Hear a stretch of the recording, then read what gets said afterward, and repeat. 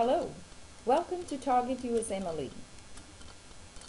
Today we will present 10 steps to USMLE Step 1. Today I will be giving you some tips, especially for those who are just getting started for Step 1. First of all, you have to make a commitment. You have to decide whether you want to do this exam, if this is the good time in your life to take the exam, or you're better off doing it when you've had your baby, or say you've finished your PhD, or any other such reasons. So first of all, you have to make a decision and then make a commitment saying that I will take this exam in 6 months' time, say October of 2011. I will give it my very best every day, and make a note of that in bracket, not some days, but every day.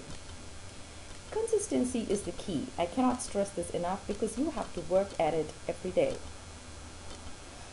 You have to tell yourself, I will study every day from such and such a time to such and such a time at a particular place. Because discipline is key here. You have to commit to going to that place at that particular time and putting in that solid effort.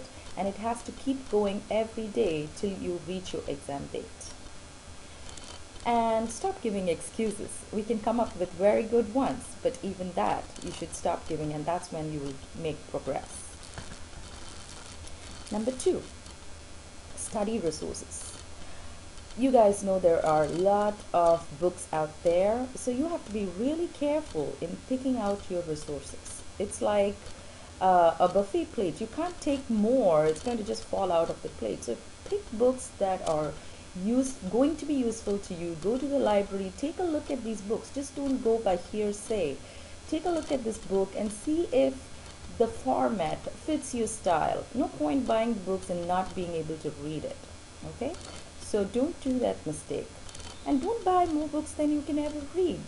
It's already a lot of material that you have to cover, and you do not want to have more than your high yield material. Use time-tested options like First Aid has been helpful to students over the ages, and there are very good reviews about the USMLE question bank. So use the resources that many students have used, and it has worked out for those guys. So it most probably will in your case too. Number 3, make a timetable, because just random studying won't help. You have to have a study plan, because without one you'll be lost. It helps you keep on track.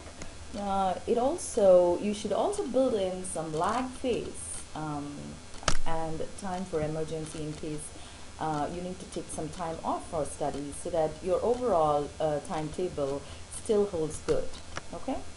Now, I'd like to divide day's learning into a couple of blocks, say 3-hour blocks or 2-hour blocks or whatever works for you.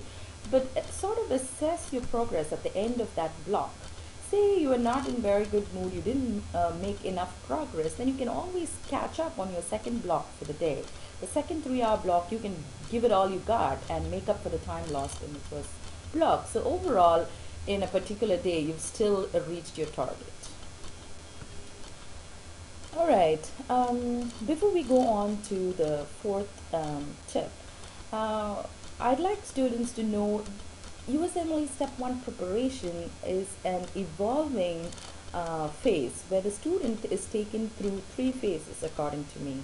Number 1 is the stage where, phase 1 is the stage where you gather all the knowledge and you're building your concepts, you're understanding understanding medicine, and then the number 2 phase is where you recap. Okay, so there are a million stuff you have to know, and phase 2 is where you recollect those concepts and facts in under a minute, because that's about the time given in the real exam.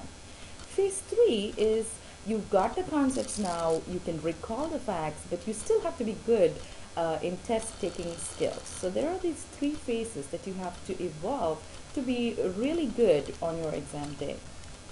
Let's go to these phases. Phase 1 is building the knowledge base. There are 2 types of knowledge here.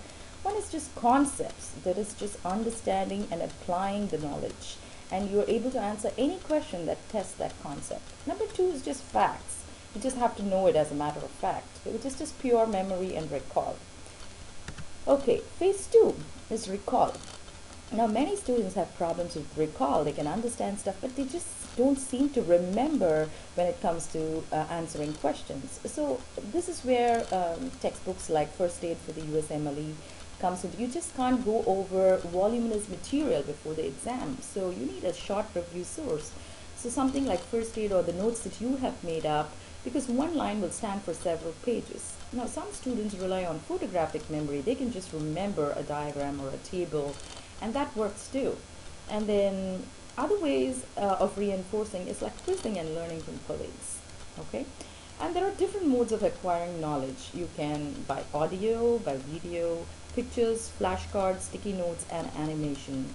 Say you've read the notes, okay, and then the next step could be listening to an audio of the same material, so you're reinforcing twice the same stuff but by different modes. Okay, now question banks, they are also an important recall tool, and question banks are also a source of knowledge. They're also a source of recall, and it also helps you to build up your testing skills. So it helps you in all three phases. Now, phase three, test taking strategies or skills. So you should be able to recall randomly, and it's not an subject-wise questioning. So, for example, the first question is not going to be from anatomy, and the next one is from physiology. It's going to be random from any system, from molecular biology to embryology to endocrinology. So you should be ready for the integrated approach and random recall. You also have to factor in a fatigue factor because it's a long exam.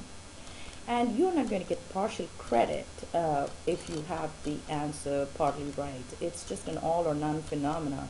So either you get it right or wrong. Timing is important for each question. And most questions are usually a clinical vignette pattern. So a clinical scenario given, but mainly maybe testing a basic science concept. So some of the questions involve two-step, three-step thinking. And you also will understand as you do more questions, there are key words in the question. And the last line is sometimes the only sentence that you'll probably have to read to answer the question. So you get used to or tuned to this way of thinking as you do more and more questions. Now, remember, the answer is just staring at you. The exam test whether you're able to point it out in the time given. Let's go on to the fourth step. Understanding and timing your resources. So, these are the three phases that you have to go through as you prepare for step one. And you have to know, say, take some material that you have decided to buy and make sure which aspect of your preparation phase is this study resource going to help me. Okay. Number two, when are you going to use that resource? So make a game plan and then use it at the appropriate time. And don't be hard on yourself. It's just an exam. It's not your life itself. Okay, so don't make very strict timetables. I like to make a timetable and then whatever is not done for that day, I won't beat myself up, but rather put it into a balance account for the weekend.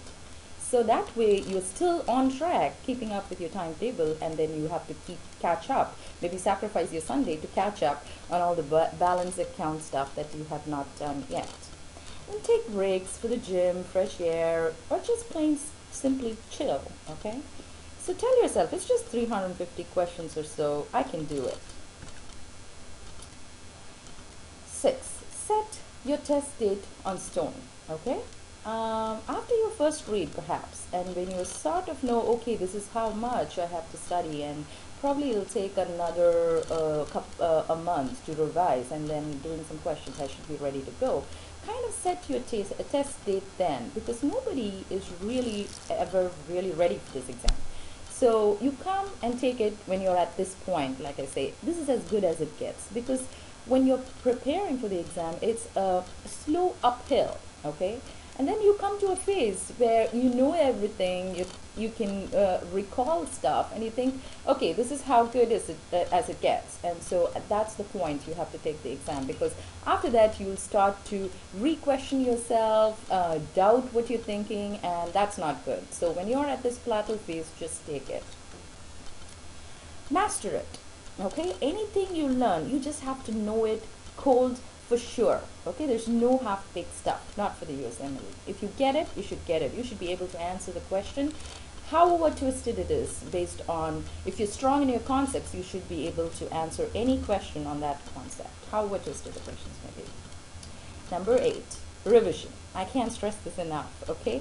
So if you have an option whether you have to revise or know a topic in detail, I would pick revise, because reinforcing it twice after you've understood it, of course, that would be very key for this exam, because revision, that's all you have to do to enhance your recall and memory. And please don't do a PhD on a topic. Just learn it, know it, understand it, and move on. Okay? Love studying medicine. Okay? Now, this is one more God given chance to strengthen your concepts in medicine. So, after all, you're doing this USMLE to become a doctor and practice in the United States. So, all this knowledge is going to help you be a better physician. So, when you love your work, then it's no longer work. Then you start to enjoy preparing for this exam, and that's what it should really feel like while you prepare for this exam. Number 10, believe in yourself, because if you don't, then who else will? So with this, everybody at Target USMLE wishing you good luck for your Step 1 prep. Take care. Bye-bye.